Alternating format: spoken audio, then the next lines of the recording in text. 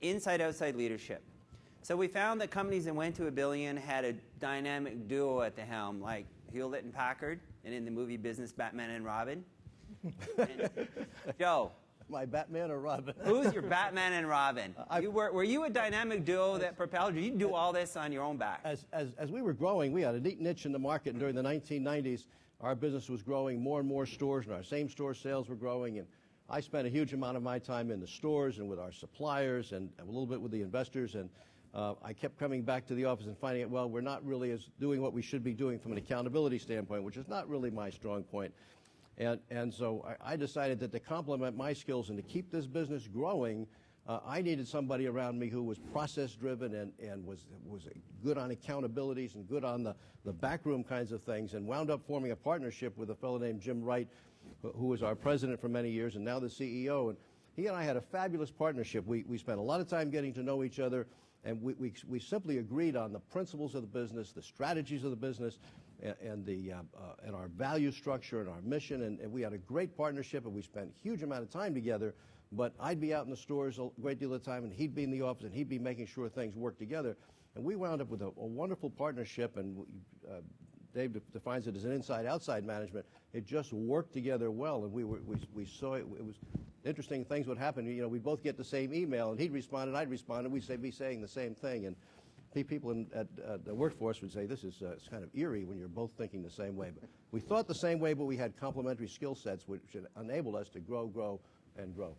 I find many entrepreneurs early on keep control of their business, and they're torn between being on the road or being inside. And one of the secrets is Joe, you were on the road how many days a year? I probably spend probably half of my life on the road. I love being in stores, and when you're running a retail business, the closer you are to your customer, the closest you are to the people in the stores, the better the decisions you make and the better the direction you give. So I was out there all the time. So outside, inside. So if you want to innovate in customer relationships, who's your outside executive and who's your inside executive is minding the store?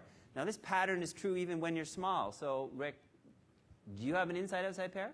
You bet. It's, you know, as we were kind of going out of a distribution model in the early days when you've got, you know, every dollar is sacred and your second mortgage is running out and you just don't have enough money out there to operate a business as a direct model. It's easy to fall into the simple mode of, hey, get some good distributors and let them carry the financial risk, carry the customer risk. But to really be able to grow legitimately, you really need to be a direct model where you can sell, you own the relationships with the retailers. At that time, we went out and we had to find someone that would really take interest in the business and that could help grow with the business before we had the money to be able to pay him what he was probably worth. And we actually found a gentleman, Jeremy Andrus, who's actually here in the audience. And where's Jeremy? Jeremy's in here somewhere. There you go. There you go. We used to call him our token Harvard boy, but now he's not the only one that we've gotten, so I guess we've got a few of them now. But Jeremy came in and we were able to motivate him with a good equity package, and he helped us raise the first amount of money that was really the key. It was less than $1 million, but we look at that first almost $1 million as being the most important money that came into the company because it allowed us to make some key hires, really to be able to produce the product that we needed for that fourth quarter Christmas sales. And Jeremy is exactly as Joe described, a great process-oriented, inside-looking guy that just really keeps the business operating well. I liked what Joe said, that the closer you are to the customer and out in the field, we have a saying at Scull Candy that there's never been a good idea found behind a desk. And we encourage all of our employees. In fact, it really becomes difficult because we have a couple of guys that don't like to travel, or I think their wives don't like them to travel. And we need to get these guys out. We put these guys out in the field as much as possible.